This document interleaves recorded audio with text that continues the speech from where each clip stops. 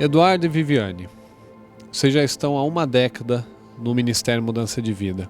Eu gostaria que vocês me dissessem como é que vocês chegaram à igreja. Nós chegamos destruídos, praticamente.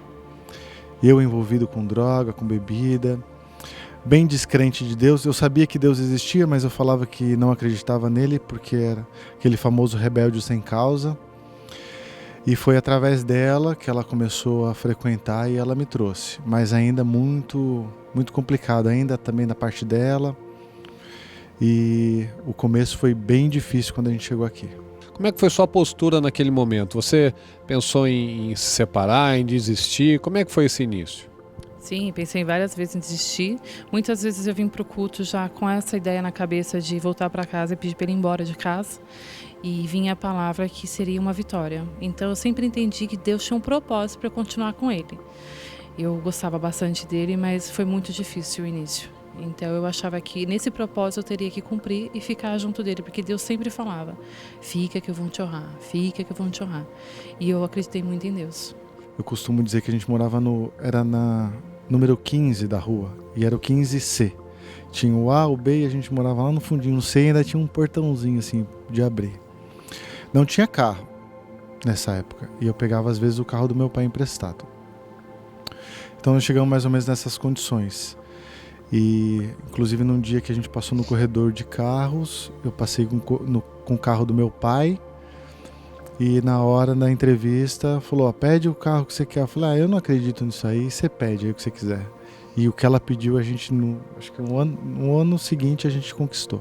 Houve um marco em 2015, né? Que teve um momento que vocês, de 2015 para 2016, que vocês tiveram um momento que acharam que não valia tanto a pena, quiseram ir por outros caminhos. Como é que foi esse momento? Então, nós nesse período foi muito difícil, que nós achamos que tinha vida lá fora, e não teve vida lá fora. Nós continuamos abençoados por Deus, não sofremos demais, mas a palavra daqui deu muita diferença, e a gente viu que nosso respirar era aqui dentro. Nós voltamos porque, mesmo Deus colocando a mão sobre nós, as coisas não evoluíam. Deus cuidava, sim, da nossa família, mas não evoluiu.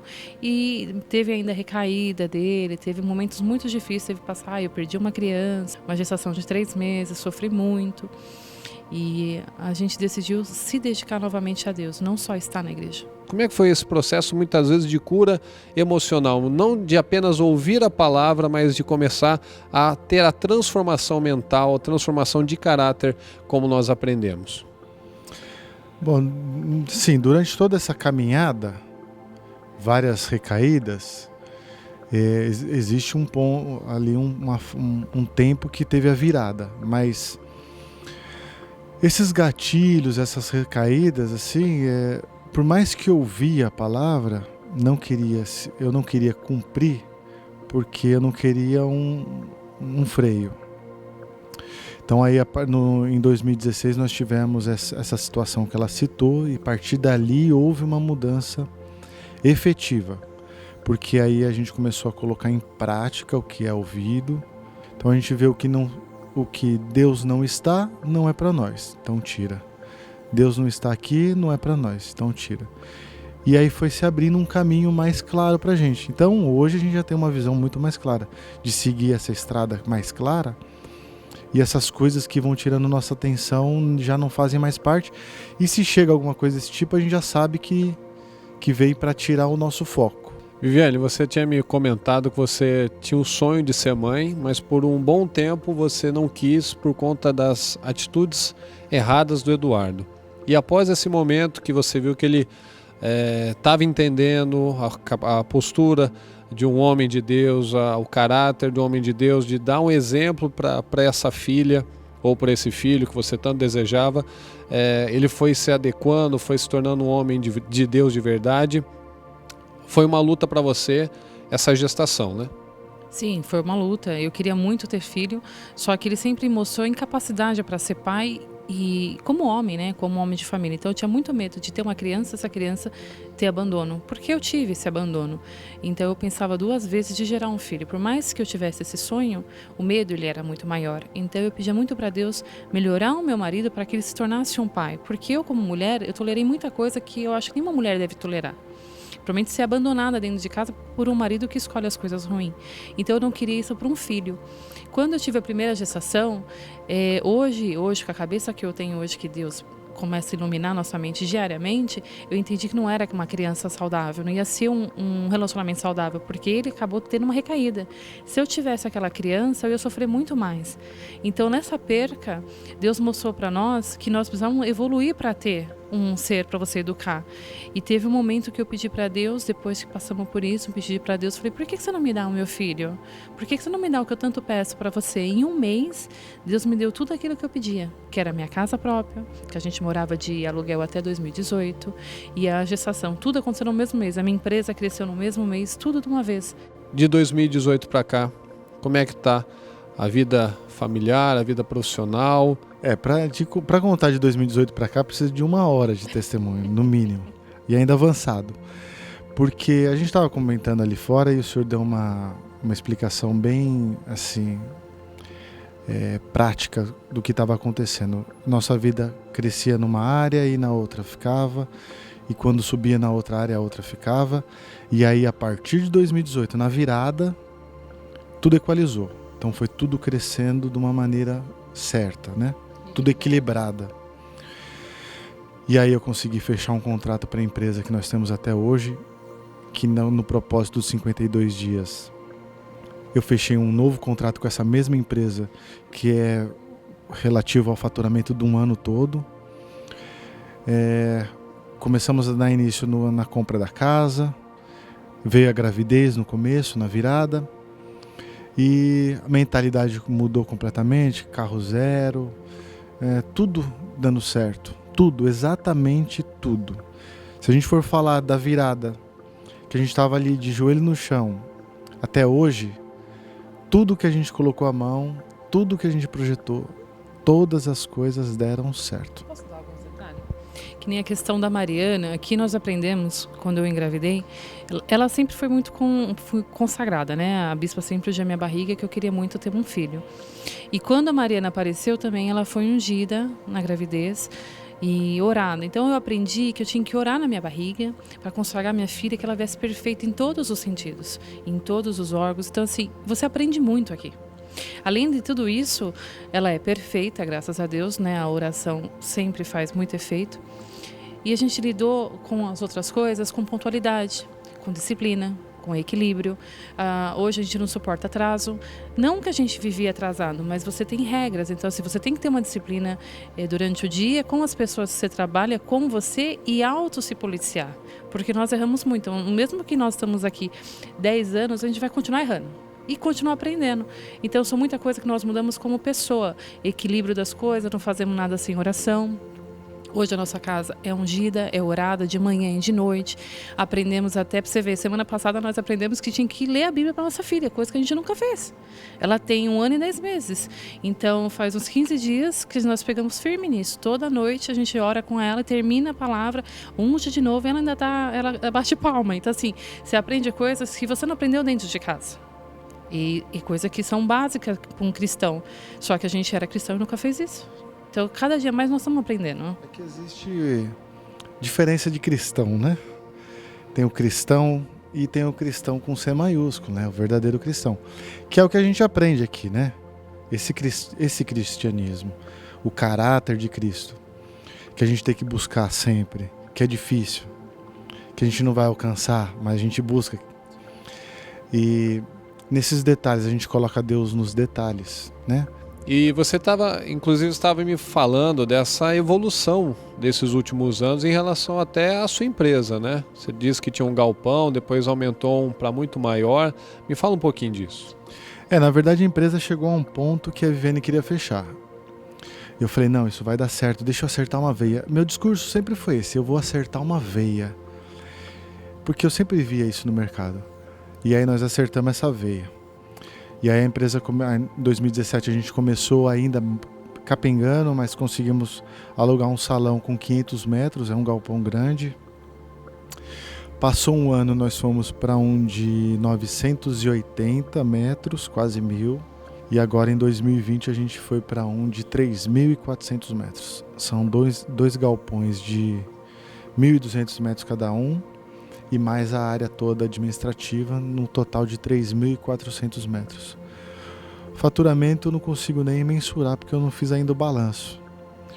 Mas assim, é coisa estrondosa em termos de faturamento.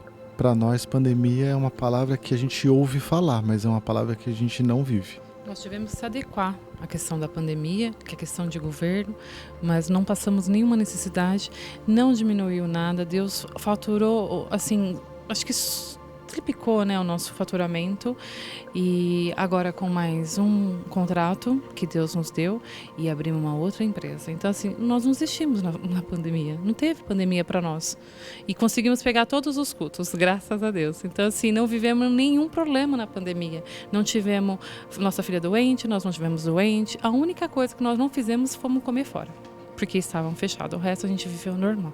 Desde que vocês chegaram, uma característica muito interessante de vocês é que vocês sempre foram generosos, liberais em relação às coisas de Deus, né? Até no início, como você tinha me comentado, a primeira doação que você fez lá atrás foi de uma porta, né? E hoje você tem podido auxiliar, abençoar em diversas outras maneiras, sempre assim, Deus abençoando, mas você não achando que agora eu não preciso fazer mais, mas se colocando ainda mais à disposição para que Deus confie mais nas suas mãos, né? É verdade. Bom, graças a Deus a gente sempre teve isso. Teve a porta. A gente estava comentando esses dias de uma TV que eu tinha comprado lá nas Casas da Bahia com o nome da minha mãe, que eu não tinha nem nome. E aquela TV, nós damos para a igreja. E veio para a igreja. Aí eu não ouvia mais música também do mundo, essas coisas, CD, o rádio lá, vamos dar para a igreja, damos para a igreja. Que a gente sabe que, né, vai ser bem usado. E a gente sempre teve essa disponibilidade. Inclusive no caso da Saveiro, quando a gente doou a Saveiro, era o único bem que a gente tinha pago no nome. Sim. Era o único, a gente não tinha mais nada. E eu tinha feito um voto com Deus, se eu tivesse condições de comprar um carro zero, eu daria Saveiro para a obra. Porque a gente entendia que aquilo foi um empréstimo. Da maneira que aquele carro veio, foi um empréstimo. Na verdade, tudo é um empréstimo para nós, né? Deus abençoa a gente para abençoar o próximo. Então, assim, eu sempre falo, você mantém a sua casa. Por que a casa de Deus você não mantém? É onde você vive, é onde você se alimenta, é onde você progride. Então, se sua casa tem que ter comida, a casa de Deus também tem que ter. E não é comida, é tudo. Então, hoje eu acho que qualquer doação que um ser humano possa fazer para uma igreja ou para uma pessoa, você está doando aquilo que Deus te deu. Ele te emprestou para usar, e se você tem que fazer o bem. Então, as pessoas acham que o dinheiro veio para elas, não veio para elas, veio para ela usar para o próximo. Uma coisa que a gente comenta assim, né? Tão simples. Às vezes a gente vê a igreja cheia, hoje nem tanto por causa da pandemia, mas antigamente eu falava para a Viviane, se cada uma dessas pessoas viesse, se trouxesse 1 quilo de açúcar, 1 quilo de feijão, todo do culto, né? Como estaria a assistência hoje da igreja? Quanto mais a igreja poderia fazer, né? Mas isso é uma mentalidade que a gente teve desde o começo, graças a Deus. A gente não se apega a isso. Quanto mais a gente tem, mais a gente dá. E mais a gente tem. Então essa matemática de Deus multiplicadora na nossa vida, ela é fato. O dízimo, ele faz muito parte disso. A gente chegou a dar dízimo de R$2. E pegava R$20 de combustível emprestado com meu sogro, para a gente pôr R$20 para colocar de combustível. Então a gente dava R$2 de dízimo. A gente tinha vergonha de pegar o envelope e dar R$2 de dízimo. Só que era o que vinha na nossa mão. Então a gente doava. E você vê a diferença do que Deus põe a gente hoje. Então, assim, se apegar ao dinheiro, Ele que manda em você. Realmente nós podemos constatar que na vida de vocês houve a verdadeira transfundação. Realmente não foi uma transformação, uma coisa, uma maquiagem, não, um alicerce todo diferente, seja do espírito, da fé, da alma e nos resultados, né?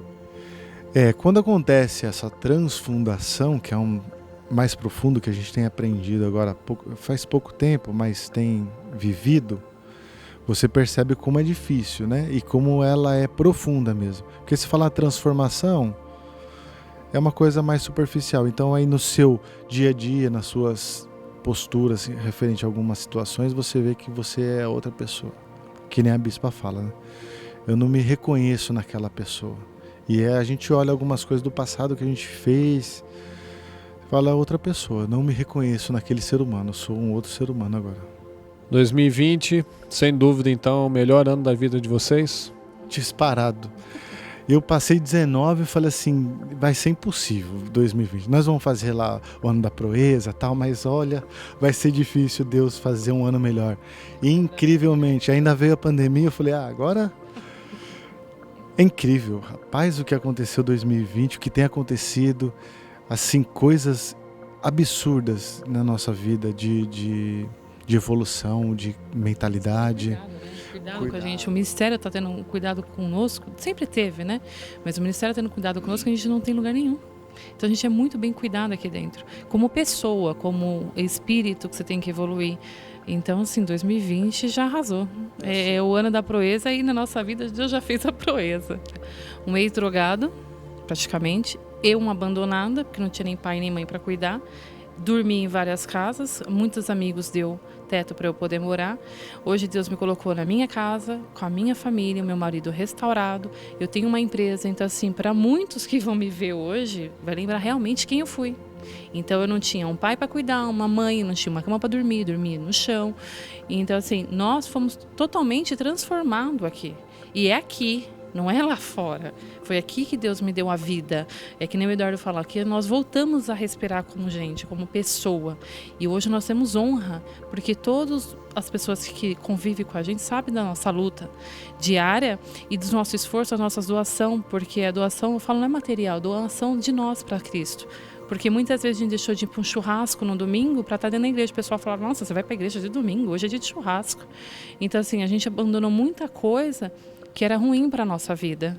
Então, para quem vê hoje quem somos, sabe muito bem a diferença onde está. Só que muita gente não quer pagar o preço. Então, para você mudar alguma coisa, você tem que pagar o preço. Só que a vantagem nossa é que agora a gente já participou do culto e agora a gente vai comer um churrasco. Essa é a vantagem, entendeu? A gente pega o melhor de tudo. A gente pega o melhor da palavra do que a gente aprende, agora a gente vai e pode simplesmente degustar uma bela de uma picanha.